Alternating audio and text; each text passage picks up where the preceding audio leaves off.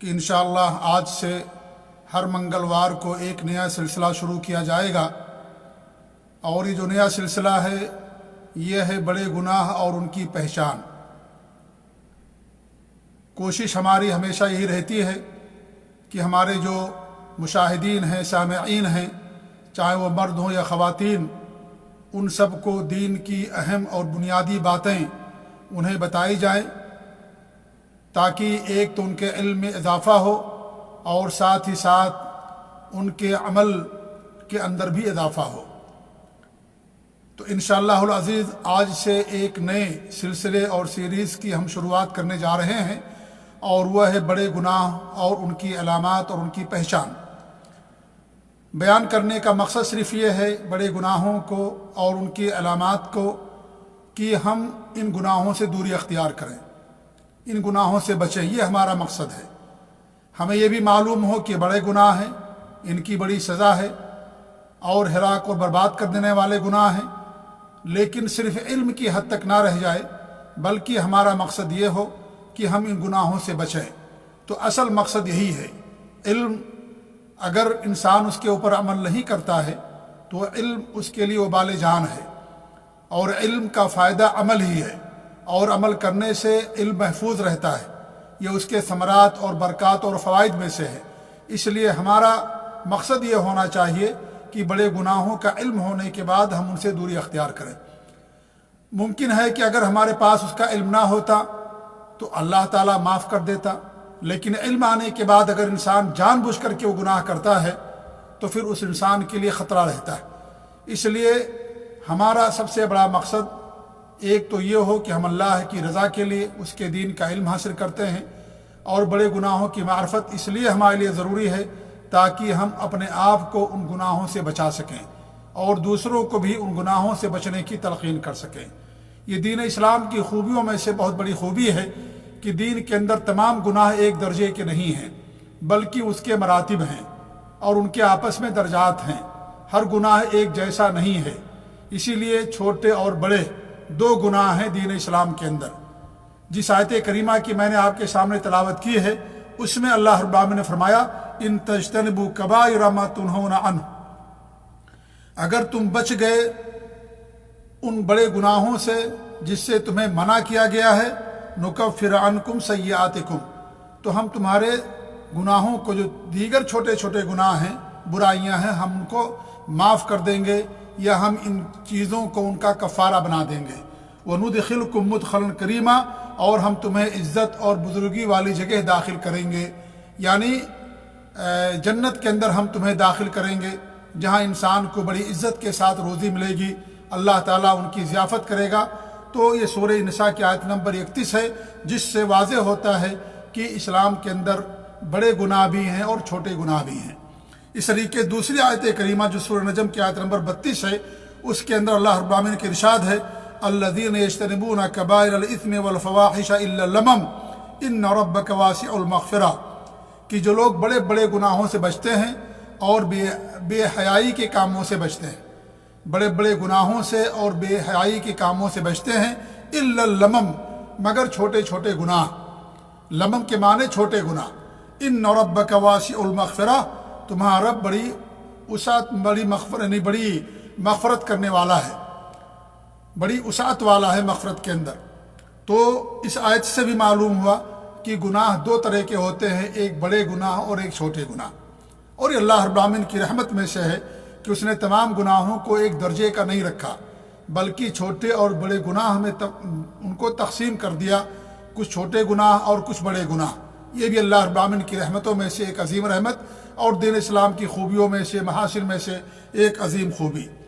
تو قرآن کی دونوں آیتوں سے معلوم ہوا کہ گناہ کے دو قسمیں ہیں، ایک بڑے گناہ اور دوسرے چھوٹے گناہ۔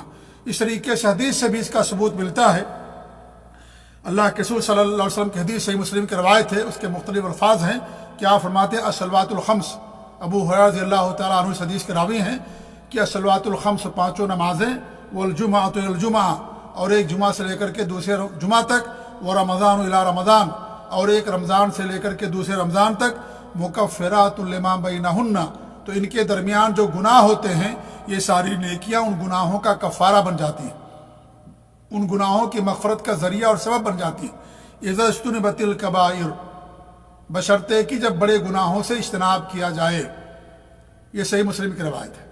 یعنی نیک اعمال جو چھوٹے گناہ ہیں ان گناہوں کا کفارہ بن جاتے ہیں۔ انسان جمعہ کی نماز پڑھتا ہے تو ایک جمعہ سے لے کر کے دوسرے جمعہ تک کے درمیان جو چھوٹے چھوٹے گناہ ہوتے ہیں اللہ تعالیٰ ان کو معاف کر دیتا ہے۔ انسان وضو کرتا ہے تو وضو کی وجہ سے اس کے چھوٹے گناہوں کو اللہ تعالیٰ معاف کر دیتا ہے۔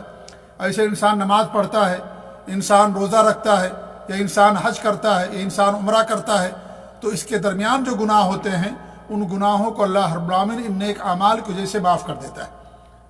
یعنی بڑے گناہوں کو چھوڑ کر کے چھوٹے گناہ ہیں ان گناہوں کی مغفرت کر دی جاتی ہے ان نیک اعمال کی وجہ سے۔ جیسا کہ ایک حدیث کے اندر آتا ہے کہ آپ صلی اللہ علیہ وسلم کے پاس ایک صحابی تشریف لائے اور انہوں نے کہا کہ میرے اوپر حد نافذ کر دیجئے۔ کئی مرتبہ کہا، نماز کا وقت ہو گیا، نماز پڑھی انہوں نے بھی، اور نماز پڑھنے کے بعد پھر ہمارے نبی صلی اللہ علیہ وسلم کے سامنے آئے اور کہا کہ ہمارے اوپر حد نافذ کر دیجئے۔ تو ہمارے نبی نے فرمایا کہ تم نے نماز نہیں پڑھی؟ کہا ضرور۔ تو اس نماز کو اللہ رب العالمین ان کے اس گناہ کا کفارہ بنا دیا۔ ایسے ایک حدیث کے اندر آپ فرماتے نماز کے تعلق سے کہ آپ باہر تشریف لے کر کے گئے اور کہا، اور ایک درخت کو پکڑا، پتجھڑ کا موسم تھا، اور کہا اور اس درخت کو ہلایا تو اس کے پتے گرنے لگے۔ تو ہمارے نبی نے فرمایا کہ جب انسان نماز پڑھتا 5 وقت سری تو اللہ تعالیٰ اس کے گناہوں کو ایسے جھاڑ دیتا ہے جیسے اس درخت کے پتے جھڑ رہے ہیں۔ تو نیک اعمال سے، عبادات سے اللہ رب العالمین چھوٹے گناہوں کو معاف کر دیتا ہے، لیکن بڑے گناہوں کی مغفرت کے لیے توبہ شرط ہے۔ بڑے گناہ بغیر توبہ کے معاف نہیں ہوتے، چھوٹے گناہ اللہ تعالیٰ نیک اعمال کے ذریعے سے معاف کر دیتا ہے۔ دوسرا مسئلہ یہ ہے کہ بڑے گناہ کا ارتکاب کرنے والے کا کیا حکم ہے؟ کیا بڑے گناہ کا ارتکاب کرنے والا کافر ہو جاتا ہے، ہمیشہ ہمیشہ جہنم کے اندر رہے گا؟ تو اس کے بارے میں جو سلف صالحین کا جو عقیدہ اور منہج وہ یہ ہے کہ بڑا گناہ اگر اس کا تعلق شرک سے ہے یا شرک کے برابر کسی اور گناہ سے ہے، جیسے بڑا کفر اور بڑا اعتقاد، تو پھر ایسے شخص کے لیے مغفرت نہیں ہے، اور اگر وہ بغیر توبہ کے مر گیا تو ہمیشہ ہمیشہ جہنم کے اندر رہے گا۔ بغیر توبہ کا اگر مر گیا شرک کرنے والا، یا جو بڑا منافق ہے، یا اس طریقے سے بڑا کفر جو ارتکاب کرتا ہے، اگر اس کی وفات ہو گئی اور اس نے توبہ نہیں کیا تو ایسا انسان ہمیشہ ہمیشہ جہنم کے اندر رہے گا۔ لیکن اس کے علاوہ جو دیگر گناہ ہیں جن کا تعلق انسان اور اللہ کے درمیان ہے، شرک اور کفر اور نفاق کے علاوہ جو گناہ بندے اور اللہ کے درمیان میں ہیں، تو اس گناہ کے بارے میں سلف صالحین کا عقیدہ اور منہج یہ ہے کہ وہ اللہ تعالیٰ کی مشیت کے تحت ہے۔ اگر وہ بغیر توبے کے مر گیا تو اللہ تعالیٰ چاہے تو معاف کر دے، چاہے تو معاف نہ کرے، لیکن اگر اس نے توبہ کر لیا تو اللہ تعالیٰ اس کو معاف کر دے گا۔ اللہ شرک، کفر، نفاق سب کو معاف کر دے گا۔ لیکن بات ہو رہی ہے کہ بغیر توبے کے اگر بندہ مر جائے اور وہ مان لیجئے بڑا گناہ کا ارتکاب کرتا تھا، شرک کے علاوہ بڑے گناہ، کفر کے علاوہ بڑے گناہ، یا بڑے نفاق کے علاوہ بڑے گناہ ان کا ارتکاب کرتا تھا، جیسے مان لیجیے چوری، بے ایمانی، جھوٹ بولنا، یا روزہ رکھنا چھوڑ دینا، یا نماز کے بارے میں سستی اور غفلت کرنا، چھوڑ دینا نماز کو، تو ایسے شخص کے بارے میں کیا حکم ہے؟ تو اس کے بارے میں حکم یہ ہے کہ اللہ تعالیٰ کی مشیت کے تحت ہے۔ اللہ تعالیٰ چاہے تو معاف کر دے اور چاہے تو معاف نہ کرے، چاہے تو معاف کر دے اور چاہے تو معاف نہ کرے۔ اور اگر معاف کر دیا تو سیدھے جنت کے اندر جائے گا، اور اگر معاف نہیں کیا تو جہنم کے اندر جائے گا اور اسے سزا ملے گی، اور اللہ نے جو سزا لکھی ہوگی اس کے لیے وہ سزا کاٹنے کے بعد اللہ تعالیٰ اسے جنت کے اندر لے کر کے آئے گا، کیونکہ اس نے شرک نہیں کیا یا ایسا گناہ نہیں کیا جس گناہ کی وجہ سے ہمیشہ ہمیشہ کے لیے جہنم کا حقدار بن جائے یا ہمیشہ ہمیشہ جہنم کے اندر رہنے لگے۔ اس نے ایسا گناہ نہیں کیا، اس لیے اللہ رب العالمین اسے قیامت کے دن جہنم سے نکال کر جنت کے اندر لے کر کے آئے گا۔ اس کی بہت ساری دلیلیں ہیں۔ حدیث الشفاعت والی جو حدیث ہے اس کے اندر بھی یہ بات واضح طور پر معلوم ہوتی ہے، اور بہت ساری دلیلیں اور اس کے تعلق سے نصوص موجود ہیں۔ تو یہ اللہ تعالیٰ کی مشیت کے تحت ہے۔ اور اگر وہ گناہ بندے اور انسان کے درمیان ہے، یعنی بندوں کا آپس میں گناہ ہے، ایک دوسرے کا حق کھا جانا، ایک دوسرے کے حقوق نہ ادا کرنا، ایک دوسرے پر ظلم کرنا، یعنی جن گناہوں کا تعلق بندوں سے ہے، تو اللہ رب العالمین اسے نہیں چھوڑے گا، اس میں ضرور سے قصاص لے گا۔ اگر دنیا میں اس نے توبہ کر لیا اور دنیا ہی میں جس کے ساتھ اس نے ظلم کیا تھا جا کر کے معافی کروا لی اس سے، یا اس کے حق کو لوٹا دیا، تو پھر ایسا شخص اللہ تعالیٰ کے ہاں اس کی گرفت نہیں ہوگی، کیونکہ اللہ تعالیٰ اسے معاف کر دے گا، کیونکہ اس نے معاف کروا لیا۔ لیکن اگر توبہ کیے بغیر اور بندوں کا حق واپس کیے بغیر جس پر اس نے ظلم کیا تھا اس کی وفات ہو گئی، اور اس نے شرک اور کفر اور نفاق نہیں کیا تھا، توحید والا بندہ تھا، اب ایسی صورت میں اس کے ساتھ کیا معاملہ ہوگا؟ تو اس کے ساتھ یہ معاملہ کیا جائے گا کہ قیامت کے دن اس کی جو نیکیاں ہیں، جن بندوں پر اس نے ظلم کیا ہوگا، ان کو دے دی جائیں گی، اور نیکیاں دینے کے بعد بھی اگر اس کے بعد نیکیاں باقی بچی رہیں اور اللہ تعالیٰ کی رحمت اس کے ساتھ ہوئی، تو ایسا انسان پھر جنت کے اندر جائے گا اور جہنم کے اندر نہیں جائے گا۔ لیکن اگر اس کی نیکیاں کم ہو گئی، نیکیاں اس کی کم ہو گئی، یا اس کے پاس نیکیاں تھی ہی نہیں، مان لیجئے اس کے پاس صرف توحید کی نیکی اور دیگر نیکیاں اس کے پاس نہیں تھی، تو ایسی صورت میں یا نیکیاں اس کی کم ہو گئیں، تو جس بندوں پر اس نے ظلم کیا ہوگا ان کے گناہوں کو اس آدمی کے اوپر ڈال دیا جائے گا، اور پھر اسے جہنم کے اندر اللہ تعالیٰ داخل کر دے گا۔ لیکن چونکہ اس نے شرک اور کفر اور نفاق نہیں کیا، اس لیے اللہ تعالیٰ ایسے بندے کو جہنم سے نکال کر کے جنت کے اندر لے کر کے آئے گا۔ کس کے لیے دائمی جہنم ہے؟ ہمیشہ ہمیشہ کے لیے جہنم ہے۔ جو اللہ تعالیٰ کے حقوق میں سے جو سب سے بڑا حق ہے، اس کے ساتھ جو اس حق کو نہ ادا کرنے والے ہوں، ان کے لیے جہنم ہے ہمیشہ کے لیے۔ جیسا میں نے کہا، شرک اور کفر اور نفاق، ان کے مرتکبین کے لیے ہمیشہ ہمیشہ کے لیے جہنم ہے۔ باقی دیگر جو اللہ تعالیٰ کے حقوق ہیں وہ اللہ تعالیٰ کی مشیت کے تحت ہیں، چاہے تو اللہ معاف کر دے، چاہے معاف نہ کرے۔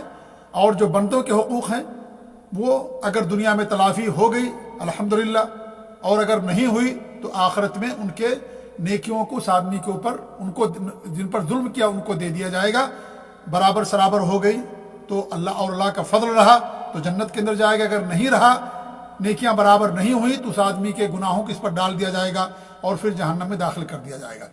لیکن یہ بندے بھی جہنم میں ہمیشہ نہیں رہیں گے، کیونکہ اللہ رب العالمین نے شرک، کفر اور نفاق کرنے والوں ہی کے لیے فرمایا ہے کہ وہ کبھی جہنم سے نہیں نکلیں گے، ہمیشہ جہنم کے اندر رہیں گے۔ باقی اور لوگوں کے بارے میں اللہ رب العالمین نے نہیں فرمایا۔ اگر کسی کے بارے میں بیان کیا گیا تو وہاں پر ہمیشگی والی خلود نہیں مراد، کیونکہ لفظ خلود عربی زبان کے اندر دو معنی کے لیے استعمال ہوتا ہے۔ ایک تو وہ جس کے لیے ہمیشگی ہمیشہ ہمیشہ، اور ایک تو وہ جن کے لیے زیادہ دیر کہیں ٹھہرنا ہو، اس کے لیے بھی لفظ خلود عربی زبان کے اندر استعمال کیا جاتا ہے۔ تو یہ اہل سنت والجماعت کا، سلف صالحین کا عقیدہ اور منہج ہے۔ جو خوارج ہے ان کا عقیدہ یہ ہے کہ بڑے گناہوں کا مرتکب کافر ہو جاتا ہے اور ہمیشہ ہمیشہ جہنم کے اندر رہے گا۔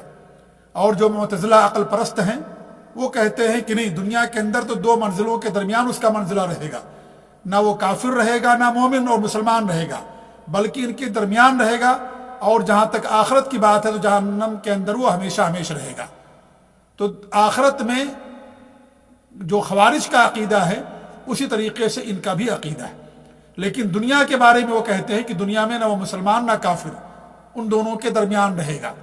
یہ ان کا قول خوارج کا اور معتزلہ کا قول سراسر باطل ہے، کتاب و سنت کے خلاف ہے، سلف صالحین کے عقیدے اور منہج اور ان کے اجماع کے یہ خلاف ہے، اس لیے ان کی بات سراسر باطل ہے۔ تو یہ ہے گناہ کبیرہ کے تعلق سے اہل سنت والجماعت اور سلف صالحین کا منہج، ان کا عقیدہ۔ آئیے میں ایک حدیث پڑھ کر کے اپنی بات گفتگو کر دوں، ختم کر دوں۔ انشاءاللہ آنے والے منگل سے ہم علامات بڑے گناہوں کی ہم بیان کرنا شروع کریں گے، اور ہر منگل کو جیسا کہ میں نے اعلان کیا انشاءاللہ اسی ٹائم کے مطابق، سعودی عرب کے ٹائم کے مطابق مغرب کی نماز کے بعد انشاءاللہ یہ درس ہم دیں گے۔ اللہ تعالی ہمیں توفیق دے اور اللہ رب العالمین ہمیں ہر گناہ سے بچا کر کے رکھے، ہمیں بھی اور ہمارے سننے والوں کو بھی اور تمام مسلمانوں کو بھی۔ عائشہ رضی اللہ عنہا فرماتی ہیں کہ اللہ کے رسول صلی اللہ علیہ وسلم کہ الدواوین عند اللہ ثلاثہ، دواوین دفتر اللہ تعالیٰ کے نزدیک تین ہیں، گناہوں کے دفتر، یعنی اللہ کے کہاں ہے، اللہ کے پاس تین ہیں گناہوں کے دفتر۔ دیوان لا یعبأ اللہ بہ شیئا، ایک ایسا دفتر ہوگا یا ایک ایسا رجسٹر ہوگا جس کے بارے میں اللہ رب العالمین کو کوئی پرواہ نہیں ہوگی۔ وہ دیوان لا یترک اللہ منہ شیئا، اور گناہوں کا ایک رجسٹر ایسا ہوگا کہ اللہ تعالیٰ اس میں سے کچھ بھی نہیں چھوڑے گا۔ وہ دیوان لا یغفرہ اللہ، اور گناہوں کا ایک دفتر ایسا ہوگا، رجسٹر، جس کو اللہ رب العالمین معاف نہیں کرے گا۔ فَأَمَّا الدِّيوَانُ الَّذِي لَا يَغْفِرُ اللَّهُ، رہا وہ دفتر یا وہ رجسٹر گناہوں کا جس کو اللہ رب العالمین کبھی معاف نہیں کرے گا، وہ کیا ہے؟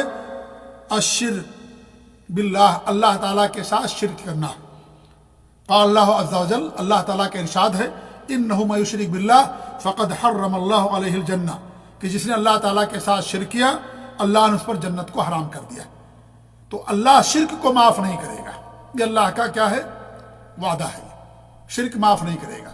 اور جو بھی گناہ شرک کے برابر ہیں وہ سب اس کے اندر داخل ہیں، یعنی ہر وہ گناہ جس کی وجہ سے انسان دائمی جہنم کا مستحق ہو جائے، اس گناہ کو اللہ معاف نہیں کرے گا۔ اور وہ تین گناہ ہیں جیسا کہ میں نے شروع بیان کیا، شرک، بڑا کفر اور بڑا نفاق۔ انشاءاللہ آگے تفصیل اس کی آئے گی، جب ہم اعلانات شروع کریں گے تو انشاءاللہ وقتاً فوقتاً اس کی تفصیل آئے گی تو بات اور زیادہ انشاءاللہ واضح ہو جائے گی۔ تو اللہ کے رسول صلی اللہ علیہ وسلم فرماتے ہیں کہ وہ دفتر جس کو اللہ تعالیٰ معاف نہیں کرے گا وہ اللہ تعالیٰ کے ساتھ شرک کرنا۔ وَأَمَّا الدِّيوَانُ الَّذِي لَا يَعْبَأُ اللَّهُ بِهِ شَيْئًا، رہا وہ دفتر یا وہ رجسٹر جس کو اللہ کی کوئی پرواہ نہیں ہے کچھ بھی، فَظُلْمُ الْعَبْدِ نَفْسَهُ فِيمَا بَيْنَهُ وَبَيْنَ رَبِّهِ، تو یہ وہ دفتر ہے یا وہ گناہ ہے جو بندہ اپنے اوپر ظلم کرتا ہے اپنے اور اپنے رب کے درمیان، یعنی وہ گناہ جن کا تعلق اس کے اور اس کے رب کے درمیان میں۔ اور گناہ کرنا انسان کا اپنے اوپر ظلم ہے، اس لیے ظلم ہے کہ اس کی وجہ سے انسان کا جو جسم ہے وہ جہنم کا حقدار بن جاتا ہے، گویا کہ اس نے ظلم کر دیا اپنے نفس کے اوپر، اپنے جسم کے اوپر۔ تو یہ ظلم ہو گیا بندے کا اپنے اوپر، جس جسم کو، جس جان کو جنت کے اندر اس کو لے کر جانا چاہیے، اللہ کی اطاعت کر کے، نبی کی اطاعت کر کے، اللہ اور اس کے رسول پر ایمان لا کر کے، بڑے گناہوں سے اپنے آپ کو بچا کر کے، وہ اپنے اوپر گویا کہ ظلم کر رہا ہے کہ اپنے آپ کو جہنم کے اندر لے کر کے جا رہا ہے۔ یہ بندے کا اپنے اوپر ظلم ہوگا، اللہ تعالیٰ کے نعوذ باللہ کسی پر کوئی ظلم نہیں ہوگا۔ اللہ تعالیٰ اسے سزا دے گا اس کے گناہوں کی بنا پر، عدل اور انصاف کی بنا پر، اور جو جنت کے اندر جائے گا اللہ کی رحمت اور مغفرت کی بنا پر، اللہ کے فضل کی بنا پر۔ تو ہمارے نبی فرماتے ہیں کہ وہ دفتر یا وہ رجسٹر جس کو اللہ تعالیٰ کی کوئی پرواہ نہیں ہے، وہ گناہ ہے جو انسان کا اپنے اور اللہ کے درمیان میں ہوتے ہیں۔ من صوم یوم ترکہ، کسی دن کا اسے روزہ چھوڑ دیا، او صلاۃ ترکہ، یا اسے نماز کو چھوڑ دیا، فإن اللہ یغفر ذلک ویتجاوزہ ان شاء، تو اللہ تعالیٰ اگر چاہے تو اس کو معاف کر دے اور تجاوز کر جائے، اللہ کے اوپر ہے، اللہ چاہے تو معاف کر دے، چاہے تو معاف نہ کرے۔ کوئی اللہ پر حکم نہیں چلا سکتا، کوئی زور زبردستی اللہ کے اوپر نہیں ہے، اللہ چاہے تو معاف کر دے، چاہے تو معاف نہ کرے۔ اس گناہ کے بارے میں یہ کیا نام ہے، یہ اللہ تعالیٰ کیا کرے گا، اس کو معاف کر دے گا۔ لیکن یہاں معاف کرنے کا مطلب یہ ہے کہ یا تو پہلی بار معاف کر دے اللہ تعالیٰ، یا تو پہلی بار اس کو معاف کر دے، یا تو جہنم میں جانے کے بعد اس کو معاف کر دے اور پھر اس کو اللہ تعالیٰ جنت کے اندر لے کر کے آئے۔ جی ہاں، یہ وضاحت کر لیجئے گا، اور جو مجھ سے پہلے سے نکل گئی زبان سے میرے لفظ، اس کی اصلاح کر لیجئے گا کہ یہ اللہ حدیث کے اندر کہا گیا فإن اللہ یغفر ذلک، اللہ تعالیٰ اس کو معاف کر دے گا، ویتجاوزہ ان شاء، اور انشاءاللہ اللہ اگر چاہے گا تو اس کو کیا کرے گا، تجاوز کر دے گا، یعنی اللہ کی مشیت کے تحت ہوگا۔ اللہ تعالیٰ چاہے تو معاف کر دے گا اور پہلی جنت میں داخل کرے گا، اور اگر معاف نہیں کیا جہنم کے اندر گیا تو بھی اللہ تعالیٰ اس کو جنت کے اندر لے کر کے آئے گا۔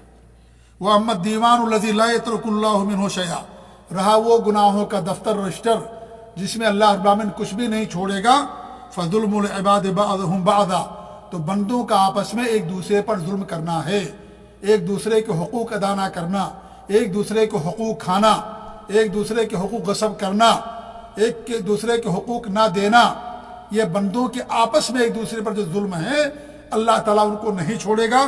القصاص لا محالہ، لا محالہ یقینی طور پر قصاص لے گا۔ بندوں کے گناہ اللہ نہیں معاف کرے گا، بندے معاف کریں گے۔ دنیا کے اندر معاف کر لیے ٹھیک ہے، اگر نہیں معاف ہوا دنیا کے اندر، حق نہیں ادا کیا، نہیں معافی کروائی، تو آخرت کے اندر بھی معاف نہیں ہوں گے، اللہ تعالیٰ ضرور قصاص لے گا۔ اب قصاص کی کیا نوعیت ہوگی؟ اللہ تعالیٰ آپ کے گناہوں کو، یا جس نے ظلم کیا ہوگا اس کے گناہوں کو اس آدمی کے اوپر ڈال دے گا، جس نے ظلم کیا ہوگا اس کی نیکیوں کو اس آدمی کے دے دے گا جس پر اس نے ظلم کیا ہے، نیکیوں کو۔ اور دوسری بات یہ ہوگی کہ اگر نیکیاں برابر سرابر ہو گئی تو الحمدللہ، اور اللہ کا فضل بھی ہو گیا، جنت کے اندر جائے گا۔ اور اگر نیکیاں برابر نہیں ہوئی تو اس آدمی کے گناہوں کو اس آدمی کے اوپر ڈال دیا جائے گا۔ تو قیامت کے دن آخرت میں بندوں کا جو ظلم ہے ایک دوسرے کے اوپر، وہ کسی بھی صورت میں معاف نہیں ہوگا، اس کا قصاص ضرور لیا جائے گا۔